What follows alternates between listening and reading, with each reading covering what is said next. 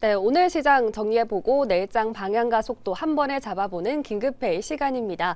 오늘 이 시간 통해서는 두 가지 안건 다뤄볼 텐데요. 섹터에 대한 이야기부터 투자 전략까지 꼼꼼하게 세워보겠습니다. 함께해 주신 두 분입니다. 김덕호 주식회사 플래처 대표, 김우주 FNC 대표 함께합니다. 두 분 안녕하십니까? 안녕하십니까? 네, 시장의 호재거리가 정말 많습니다. 코스피가 어제는 6,000선을 넘었고 오늘은 6,300선을 돌파했는데요. 오늘 시장에서 중요했던 내용으로 두 가지 안건 준비해봤습니다. 화면으로 만나볼게요. 네, 두 가지 섹터가 올라와 있습니다. 먼저 코스피 탑3 이야기고요. 두 번째는 비만 치료제 관련주입니다. 그럼 오늘 첫 번째 안건 내용부터 만나보겠습니다. 네, 코스피 탑3 저력 지속될까 올라왔는데요. 코스피가 6,000선을 돌파한 지 하루 만에 6,300선을 밟았습니다. 간밤 엔비디아가 호실적을 발표하면서 국내에서도 반도체 훈풍이 불었는데요. 삼성전자, SK하이닉스 오늘 신고가를 새로 쓰기도 했습니다. 오늘 또 삼성전자, SK하이닉스, 현대차까지 시총 탑3가 모두 다 급등했는데요. 김덕호 대표님, 이 상승의 배경 뭐라고 생각하실까요? 일단 우리나라 증시가 잘 갔잖아요, 그죠? 네. 그러니까 사실은 뭐 꼭 삼성전자, SK하이닉스만 잘 갔냐라고 따진다면은 지금 뭐 오늘 시총 3위에 있는 뭐 상위 10개 종목이 전부 다 빨간불 들어왔습니다. 그러니까 이거는 우리가 이제 보시면은 우리가 이제 1, 2, 3 그러니까 탑 종목들을 왜 봐야 되느냐라고 한다면 일단 그 나라에서 어떤 종목이든 시총이 가장 큰 종목이면은 보통은 이제 그 나라의 어떤 인덱스 효과를 굉장히 많이 나타냅니다. 네. 그래서 사실 많은 어떤 ETF라든가 아니면 펀드 상품들 보시면 아시겠습니다만은 뭐 우리가 뭐 반도체 펀드 이런 게 아니면은 대부분의 ETF나 대부분 펀드에서는 삼성전자가 빠져 있어요. 그만큼 시가총액의 1위라는 종목에 대해서는 어떤 평가들이 나오고 있느냐. 그만큼 그 시장을 대변한다는 효과들이 많이 있습니다. 최근에 미국의 S&P 500도 많이 흔들리고 있고 나스닥 지수도 많이 흔들렸죠. 물론 어제는 이제 엔비디아 실적 발표 기대감으로 이제 3대 지수가 모두 상승하는 게 있으면은 최근에 어떤 지적적 리스크가 계속 부각되는 와중 속에서도 한국 증시는 계속 강세를 움직임을 보이고 있었고요. 뭐 이런 움직임들이 이제 지금 현재 독일 그리고 프랑스를 넘어서서 지금 전체 글로벌 시총 9위까지 올라가는 굉장한 호재가 나오고 있다는 점을 좀 주목해 보셨을 때는 뭐 저는 탑3에 대한 저력은 계속 나올 수 있지 않을까라고 판단하고 있습니다. 물론 이제 탑3 중에서 두 개가 반도체입니다. 그러니까 물론 삼성전자 같은 경우는 반도체만 하진 않죠. 여기 뭐 모바일도 있고 가전 분야도 있고요. 그래서 사실 삼성전자를 어떤 반도체에만 국한해서 보기에는 좀 어려울 수는 있겠습니다만 오히려 반도체 수요가 높아지게 되고 또 가전 제품들에 대해서 AI 전복성이 높아지게 될 경우에는 뭐 삼성전자 같은 기업들도 재평가를 받을 때 더 빨리 커지겠죠. 그런 의미에서 볼 때 SK하이닉스는 오히려 정면 돌파를 하고 있는 이 D램 반도체 속에서는 굉장한 수요를 보고 있고요. 현대차 같은 경우에도 우리가 과거에는 전통적인 완성차 업체, 그러니까 우리가 상당한 인력이 필요로 한 제조업에서의 정점이라고 만들었던 우리 자동차 업계를 대변을 해왔지만은 지금은 현대차를 어느 누구도 자동차 만드는 회사 정도로밖에 취급하지 않습니다. 오히려 로봇 산업, 혁신 산업을 통해서 이제는 4세대 모빌리티 사업을 주도를 할 수 있는 기업으로 지금 판단을 하고 있기 때문에 그만큼 이제 피지컬 AI 기반의 제조 역량이 강화될수록 앞으로 이 사회 기업들에 대한 어떤 영업이익률은 훨씬 더 높아질 수밖에 없고요. 당연히 여기에 따라서 지금 우리나라의 회자가 많이 되고 있는 이 상법 개정안의 수혜만큼도 더 커질 것으로 전망을 하고 있습니다. 네, 계속해서 K증시가 저력을 뽐내고 있습니다. 이 증시 흐름과 함께 이 시총 탑3 계속 같이 갈 수밖에 없겠다라고 말씀해 주셨고요. 네, 반도체 투톱의 질주가 계속 끝이 나지 않고 있습니다. 맥코리 증권에서는 삼성전자 34만 원, SK하이닉스를 170만 원까지 파격적으로 내다보기도 했는데요. 전반적으로 주가 레벨업이 될 거다라는 의견에는 모두 동의하는 바입니다. 이게 또 왜 오르는지, 어디까지 오르는지가 모두의 관심사일 텐데요. 김우주 대표 이게 반도체 호황에 따른 결과일까요? 아니면 또 패시브 자금이 유입되면서 함께 오르는 효과일까요? 일단 뭐 복합적이라고 좀 볼 수가 있을 것 같은데 일단은 오늘 뭐 반도체 대형주들이 이제 보여준 이 급등세가 단순히 일단 업황이 그냥 좋다. 이런 수준은 이미 넘어간 지 오래입니다. 그래서 네. 지금 현재 이제 실적에 대한 가시성과 또 수급의 강제성이 이제 맞물리면서 이런 결과물이 좀 나왔다라고 좀 볼 수가 있어요. 최근에 들어서 수급이 어마무시하게 이제 들어오는데 사실 우리가 여기서 이제 한 가지 좀 얘기해야 될 거는 뭐 제 인생에서도 이런 반도체 슈퍼 사이클은 거의 뭐 다시 볼 수 없을 정도로 이번에 지금 굉장히 강하다는 생각이 좀 들고 있는데 네. 현재 이제 삼성전자 HBM4의 이제 독점적 공급지를 좀 회복을 하면서 이 분기 영업이익이 거의 20조 원 시대를 이제 다시 열었고요. 또 이제 SK하이닉스도 영업이익률 40%라는 이 경이로운 수치를 좀 계속해서 나오고 있는데 하이닉스의 이 26년 합산 영업이익이 거의 100조 원에 육박할 것이라는 그런 전망도 좀 나오면서 네. 굉장히 지금 증권사들도 목표치를 다 높이고 있는데 삼성전자 역시도 마찬가지로 이제 하이닉스랑 같이 이제 수익성을 굉장히 이제 올려주고 있습니다. 근데 지금 현재 상황에서의 직접적인 원인은 바로 이제 패시브 자금의 기계적 매수에 있다라고 좀 보면 될 것 같아요. 정부가 26년 상반기부터 코스피 밸류업 해서 이제 지수 편입 비중 자체를 이제 실적 연동형으로 개편을 하고 또 이제 고배당 기업에 대한 배당 소득 분리과세를 최대 33%까지 좀 하면서 이제 세제 혜택에 대한 부분이 이제 시행이 되면서 여기에 맞물린 결과라고 보시면 될 것 같습니다. 이 글로벌 인덱스 펀드들이 이제 시총 상위주를 의무적으로 이제 담아야 되는 그런 상황도 연출이 되었고요. 외국인 보유 비중이 51%를 넘어선 상태에서 유통 물량이 이제 계속해서 좀 잠겨 있다 보니까 적은 거래량에도 주가가 계속해서 탄력적으로 좀 튀어오르는 그런 쇼트 스퀴즈 성격이 계속해서 좀 그런 성격으로 이제 급등이 좀 나와주고 있는 것으로 좀 보고 있어요. 결국 이제 AI라는 거대한 이 실적 엔진의 이제 밸류업 자체까지 좀 리레이팅 되면서 강력한 이 정책적인 연료가 좀 부어져서 이제 만들어진 그런 계속되는 상승세다 이렇게 좀 보시면 될 것 같습니다. 네, 이 상승의 배경에는 AI 슈퍼사이클 영향도 크고 여기에 대해서 패시브 자금이 유입되는 점 모두 다 작용하고 있다라고 말씀해 주셨습니다. 이제는 피크아웃에 대한 우려보다는 실적 성장에 대한 기대감 가져가 봐도 괜찮다라고 말씀해 주셨고요. 김덕호 대표님, 현대차 주가가 최근에 눌렸다가 어제부터 이거래 연속으로 급등을 했습니다. 피지컬 AI에 대한 기대감으로 아직 주가가 저평가다라는 의견이 좀 많더라고요. 이제 좀 건강한 조정이 끝났다고 봐도 괜찮을까요? 건강한 조정이 끝났냐라는 거에 대해서는 제가 아직까지는 뭐 확신을 드리기는 어렵지만은 네. 그래도 우리가 여전히 현대차 그룹 같은 경우에는 상승력이 충분히 남아 있고 오히려 노란봉투법이 이제 본격적으로 시행되는 3월 10일 이후에서도 현대차 매력은 이제 장기적으로는 더 매력이 커질 것으로 보고 있습니다. 네. 물론 우리가 이제 현대차가 사실은 뭐 강성 노조들이 굉장히 많죠. 그러다 보니까 뭐 보통 이제 뭐 노조들 파업한다 이런 얘기하면은 막 손가락질도 많이 하고 있는데 네. 이제 앞으로 현대차가 뭐 노조 걱정을 할 필요는 없겠죠. 왜? 진짜 금속으로 만들어진 금속 노조가 이제 일을 하게 될 테니까 뭐 임금 올려달라 그런 얘기는 안 하겠죠. 네. 대신 뭐 배터리 충전할 것 좀 늘려주세요. 뭐 이렇게 얘기할 것 같습니다. 그러면 이제 우리 여기 주목하실 거는 피지컬 AI가 커질 수 있는 거에 대해서 현대차 노조의 반발이 커진다라고 얘기를 하는 것을 우리가 가정을 해본다 하더라도 네. 결국은 피지컬 AI가 커지는 것을 막을 수 없다라는 것은 우리가 과거 선례가 있습니다. 자, 문재인 대통령 당시에 최저시급을 이제 급격하게 올리게 되면서 어떤 부작용이 나왔습니까? 알바생들을 뽑는 것이 부담스러워지니까 알바생들을 안 뽑기 시작했죠. 네. 근데 아이러니하게도 이제 사람은 부족해지고 여기에 대해서 이제 임금에 대한 문제들 수혜들이 나타나다 보니까 직원 채용을 줄이게 되다 보니 노동 강도가 굉장히 높아지게 됐습니다. 그래서 결국은 키오스크가 등장하게 됐죠. 그래서 저는 오히려 지금 피지컬 AI 부분들이 지금 저평가가 계속 이어지고 있다고 말씀드릴 수 있는 원인도 바로 앞으로의 어떤 트렌드 추세들이 계속 바뀌어갈 수밖에 없기 때문에 그래서 현대차 그룹은 매력도가 더 커진다고 말씀드릴 수 있을 것 같고요. 일단 두 번째로 이제 글로벌 완성차 업계가 사실은 전반적으로 좀 부진했습니다. 그러니까 작년 같은 경우에는 관세 영향이 굉장히 컸잖아요, 그죠? 그래서 미국을 뿐만 아니라 전 세계적으로 이제 서로 맞불 관세를 놓다 보니까 완성차 업체 입장에서는 차를 파는 것은 어떻게 보면 사치제입니다. 우리가 뭐 당연히 수도권 사시는 분들 입장에서는 차는 필수품이다라고 이렇게 얘기하시는 생활 필수품이라 이렇게 얘기하시는 분도 계시는데 네. 따지고 보면은 해외 같은 경우에는 일단 자동차는 우리가 흔히 말하는 임의 소비재 개념으로 들어갑니다. 그래서 사실 상당수의 관세들이 보통 작용을 할 때 자동차, 와인, 치즈 이런 것에 굉장히 많이 붙게 되는데 네.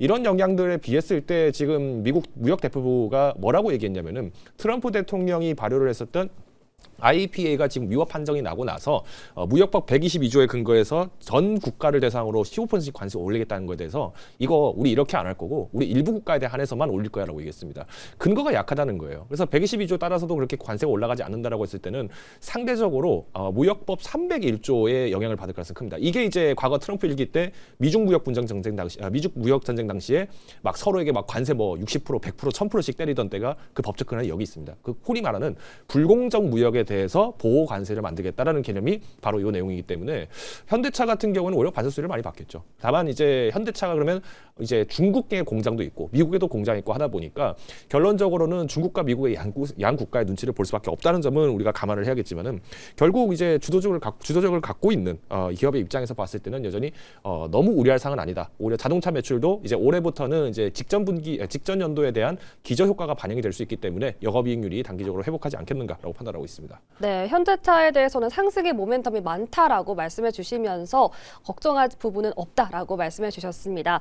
그렇다면 이제 시총 탑3 안에서 투자 전략 세우는 게 참 중요할 것 같은데요. 이 안에서 한 종목을 골라서 투자를 해야 하는지 아니면 좀 분산해서 투자하는 게 안전할지 좀 궁금합니다.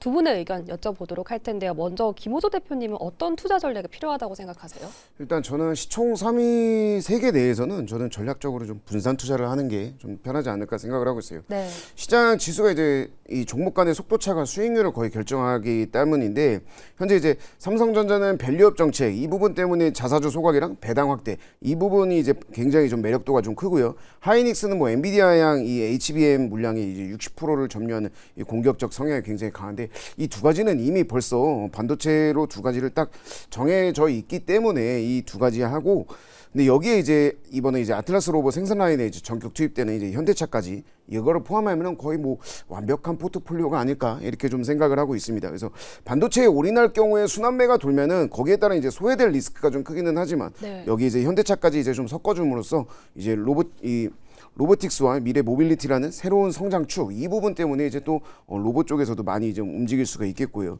여기에 조금 더 우리가 투자 아이디어를 좀 섞어보자라고 한다면은 반도체든 로봇이든 대형주 위주로 이제 가는 편이 지금은 이제 계속 따라가는 그런 흐름으로 가져갈 수 있기 때문에 이 세 가지는 전략적으로 좀 분산 투자를 하는 게 이제 맞다. 저는 이제 그렇게 말씀을 좀 드리도록 하겠습니다. 네, 김호조 대표님은 전략적으로 분산해서 투자하는 게 좋겠다라고 말씀해 주셨는데요. 그렇다면 김덕호 대표님은 어떻게 생각하실까요? 저도 100% 공감합니다. 물론 제가 이렇게 감히 말씀드린 것도 앞서 이제 서두에 말씀드린 것처럼 뭐 삼성전자가 사실은 많은 어떤 금융 상품들에 빠져 있는 경우가 굉장히 많았습니다. 근데 네. 최근 들어서 작년 올해 이제 신규 출시하는 펀드들을 보면은 재밌는 사실이 삼성전자, SK하이닉스가 들어갈 펀드가 아닌데도 들어가 있어요. 이게 뭐랑 똑같냐면요. 요즘에 두쫑쿠 유행하잖아요. 그죠? 네. 두쫑쿠 유행하니까 어디서도 만듭니까? 짜장면집에서도 만들고 떡볶이집에서도 여기저기 끼워 만듭니다. 팔더라고요. 그러니까 베이커리에서 만드는 게 아니라 여기저기서 다 만들잖아요. 네. 그러니까 지금 트렌드가 이걸 뭐를 의미하냐면은 여전히 삼성전자, SK하이닉스 같은 시총 1, 2위에 있는 종목들이 지금 시장의 주도를 갖고 돌파를 만들어내고 있는 종목이기 때문에 이런 종목들을 어느 하나만 골라서 한다라고 하는 것이 사실 큰 의미는 없다라고 저는 보고 있어요. 그래서 오히려 지금은 여러 종목들을 나눠서 하는 것이 더 앞서서 이제 대표님 말씀하신 것처럼 동일하게 유리할 수 있다라고 보고 있고요. 흔히 말하는 증시 편승의 효과를 같이 볼 수 있습니다. 그러니까 내가 굳이 노력 안 해도 증시 올라갈 때 조용히 따라서 올라가는 대표 종목이 이 세 개밖에 없다 보니까 네. 여기에 이제 주목을 해보신다면 매력적이라고 판단할 수 있고요. 특히 이제 아까 제가 자동차 관련해서도 지금 관세 영향들에 대한 충격들을 많이 흡수하고 있다고 말씀을 드렸습니다. 그러니까 결국 우리가 기저 효과라고 하는 거는 작년도에 한 대 어저 맞았다가 올해 이제 살짝 맞으면은 별로 안 아프네 이렇게 하면서 이겨낸단 말이에요. 그러니까 그런 모습들이 이제 더 많아질 수밖에 없기 때문에 이 순환매 속에서는 이제 경기 회복에 따라서 또 산업별로 이제 회복세가 달라집니다. 여기에 이제 어떤 종목이 무조건 이거 그때 이거 현대차 살 걸, 그때 SK하이닉스 살 걸 이렇게 고민하지 마시고 차라리 세 개 담아두셨다가 올라가면은 필요할 때 용돈 필요하시면 조금 한두 주 파시고 이렇게 하시는 게 어떻겠나요? 말씀드리겠습니다. 네, 두 분 모두 다 전략적으로 분산해서 투자하는 게 유리하겠다라고 말씀해 주셨습니다. 이렇게 첫 번째 안건 내용 만나봤고요. 이어서 두 번째 안건도 만나보겠습니다. 네, 두 번째 안건입니다. 비만 치료제 관련해서 갖고 왔는데요. 내용도 살펴보도록 할게요. 네, 비만 치료제 관련주 상승, 낙수 효과 과도한가 올라왔는데요. 네, 노보노디스크가 비만 치료제 위고비, 당뇨병 치료제 오젬픽 등의 미국 정가를 내년부터 인하한다고 밝혔습니다. 이게 35%에서 50%가량 내린다고 하는데요. 이 소식에 오늘 비만 치료제 관련주가 반응을 해줬습니다. 이번 모멘텀이 크게 작용할지가 좀 궁금한데요. 두 분의 의견 들어보도록 할게요. 옆에 보시면 팻말이 있습니다. 노보노디스크 소식이 국내 비만 치료제 관련주에 영향을 미칠지 OX로 답변해 주시면 되는데요. 지금 들어주시면 되겠습니다. 하나, 둘, 셋. 네, 두 분 의견이 좀 갈렸습니다. 한 분씩 들어보도록 할 텐데요. 먼저 김덕호 대표님 X를 주셨는데 의견 자세히 말씀해 주시죠. 이게 사실 질문이 좀 이상합니다. 그러니까 이게 비만 치료제 영향이 있다 없다로만 단순히 이분법적으로 얘기를 하면 어느 관점에서 우리가 봤을 때 이것을 판단을 해야 되는지가 좀 모호합니다. 그러니까 네. 사실 영향이 없다라고 할 수는 없겠죠. 왜냐하면 우리가 흔히 말하는 1등 회사가 가격을 내려버렸는데 2등, 3등 회사들이 가격을 올릴 수가 있겠습니까? 그런 부분에서는 부담이 되겠죠. 근데 재밌는 건 뭐냐면 이번에 노보노디스크가 위고비에 대해서 가격을 인하를 했는데 전 세계적으로 인하한 게 아닙니다. 네. 미국 내에서 인하를 한 거예요. 그러니까 내수 시장에서 가격을 내렸다고 한다는 건 뭐냐면은 일단 미국 자체는 비만 문제가 굉장히 심합니다. 네. 우리나라랑 다르게 뭐 미국이나 한국이나 이렇게 많은 나라들이 이제 각국에서 이제 비만 기준을 정합니다. 근데 이 비만 기준이 우리나라 비만 기준과 미국 비만 기준을 따져보면요, 미국이 훨씬 고도 비만 많습니다. 네. 그러니까 이런 걸 우리가 이해해 보신다라면은 시장 규모 자체도 굉장히 차이가 나고 그러다 보니까 뭐 흔히 말해서 싸게 많이 팔아도 남을 수 있는 구조는 어떻게 보면 미국 시장입니다. 그러면 지금 이 노보노디스크뿐만 아니라 최근에 이제 뭐 후발주자로 나오는 뭐 일라일릴리라든가 많은 기업들이 지금 뭐 새로운 치료제를 만들겠다 이렇게 얘기가 나오고 있는데 1등이 지금 가격을 내렸다라고 한다는 것은 어떤 의미냐면 첫 번째 이거는 트럼프 대통령의 약간이나 정책이랑 지금 부합을 하는 겁니다. 그러니까 트럼프 대통령이 지금 뭐 사실 뭐 지지도도 많이 흔들리고 있고 공화당 인사들도 지금 굉장히 뭐 너무 심했다 막 이렇게 손가락질을 하고 있지만은 그래도 이 약간이나 정책에 대해서는 여전히 긍정적으로 얘기를 하고 있어요. 물론 여기에 대한 부담 전가가 누구한테 가냐면은 미국의 보험사와 그리고 이 바이오 기업들입니다. 근데 바이오 기업들 입장에서는 아무것도 안 하고 그냥 이거 무턱대고 정부에서 까라면 까라 이렇게 무조건 싸게 팔아라고 하니까 억지로 울먹여서 하면 그걸 팔겠지만은 이걸 전 세계에다 확대할 의미가 있을까요? 없습니다. 네. 오히려 해외로 나갈 때는 야 우리나라에서 만든 거 이거 1등 제품인 거잖아. 이거 사 그냥 가격 올려버리면 됩니다. 그러니까 내수에서 나올 수 있는 어떤 그 마진율을 해외에다 올리게 됨으로써 오히려 해외 수출 제품에 대해서는 가격이 올라갈 수도 있는 거거든요. 그러면 여기에 대해서 이제 저는 영향이 없다라고 제가 말씀드리는 이유가 뭐냐면은 그러면 가격이 올라간 거에 대해서 우리나라 바이오 기업들이 그렇다고 여기서 뭔가 충격을 받든가 그런 것들은 아직까지는 확인할 수가 없다라는 겁니다. 그래서 제가 X표를 든 거고요. 따라서 이제 주목하실 거는 장기적으로 우리가 글로벌 비만 시장 치료 자체가 늘어나는 것에 대비했을 때는 우리가 경구용 전환 등 우리가 먹거리가 많기 때문에 너무 우려할 사항은 아니다 말씀드리겠습니다. 네, 이렇게 김덕호 대표님 의견 들어봤고요. 다음으로 김호조 대표님 의견도 여쭤보겠습니다.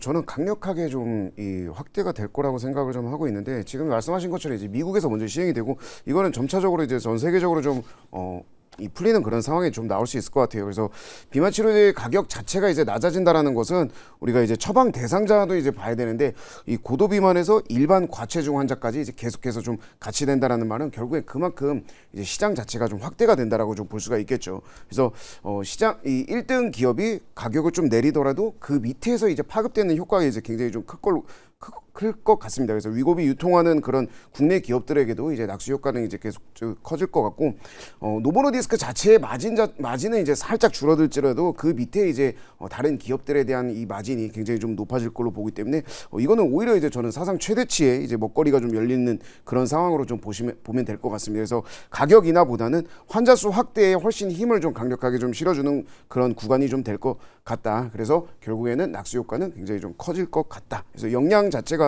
좀 클 걸로 저는 일단 예상을 좀 하고 있습니다. 네, 그리고 오늘 삼성전자약의 호재도 나왔잖아요. 독점 라이센스 계약을 체결했다라는 소식이 나왔는데 오늘 상한가로 지켜야겠습니다. 이거 추격 매수하는 거 어떻게 보실까요? 일단 삼천탕제약 이제 상한가 자체는 이제 단순한 기대감이 아닙니다. 그래서 이제 경구용에 대한 부분 이 부분이 이제 굉장히 좀 크게 좀 작용을 할 수가 있는 상황인데 미국 내 본격적인 매출도 좀 가시화가 좀 되고 있고요. 특히 이제 주사제를 이제 먹는 약으로 좀 바꾸는 이런 부분들 때문에 이 글로벌 빅파마가 이미 벌써 검증이 좀 된 그런 상황이죠. 근데 상한가가 나왔다 이거를 바로 따라간다라기보다는 네. 저는 조금 단기적으로 좀 조정이 좀 들어왔을 때 그때 이제 다시 좀 들어가는 흐름이 좀 나올 수 있을 것 같아요. 왜냐하면 지금 현재 완전히 이제 이 과열 논란이 좀 있을 수 있기 때문에 좀 어느 정도 공격적인 투자를 원한다라고 하시더라도 상한가 이후에 단기 조정 가능성이 굉장히 높기 때문에 이런 눌림목에서 분할 매수 관점으로 우리가 좀 다가가는 편이 지금 바로 따라가는 것보다는 좀 수월하게 편입을 좀 할 수 있겠다 이렇게 말씀드리도록 하겠습니다. 네, 삼성단 제약에 대해서는 앞으로 매출 가시화에 대한 기대감 얘기해 주시면서 지금 바로 따라가기보다는 단기적으로 눌림목이 나왔을 때 그때 분할 매수하는 관점 말씀해 주셨습니다.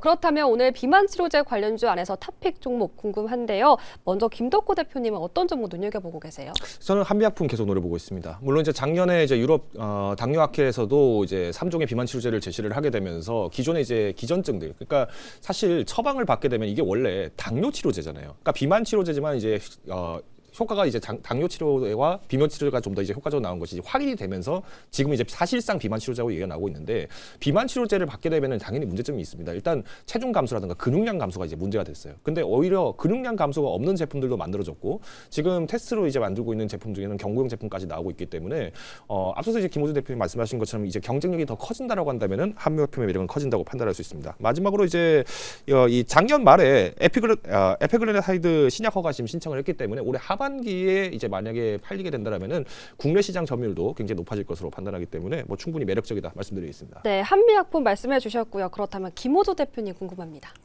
저는 탑픽은 이제 G2G 바이오. 네. 네, 이 정도인데 지금 이제 이 비만 치료제는 저도 이제 관심이 굉장히 좀 많습니다. 그래서 여기에 대해서 진정한 승부처는 얼마나 오래 그리고 편하게 이 부분이 이제는 좀 달라지는 것 같아요. 거의 뭐 이제 기존에 이제 뭐 마운자로도 있고 위고비도 있고 이제 이 이런 이 비만 치료제가 굉장히 좀 많이 나오는데 사실상 거의 이제 1, 2, 3위는 다 정해져 있는 상황에서 얼마나 더 지속이 되고 또 얼마나 편하게 맞느냐 이 부분을 우리가 고려를 한다면은 저는 기존의 일주일 1회 제형을 이제 1개월 1회 투여를 하는 그런 연장하는 데 성공한 G2G 바이오가 확실히 좀 탑픽으로 좀 꼽을 수 있을 것 같고 글로벌 빅파마 공동 연구에서도 이미 거의 뭐 좀 검증이 좀 많이 됐고요. 또 이제 기술 수출 계약도 지금 이제 정해져 있기 때문에 저는 오늘의 탑픽은 G2G 바이오 말씀드리도록 하겠습니다. 네, 탑픽 꼽아봤습니다. 김덕호 대표는 한미약품, 김호조 대표는 G2G 바이오로 꼽아주셨습니다.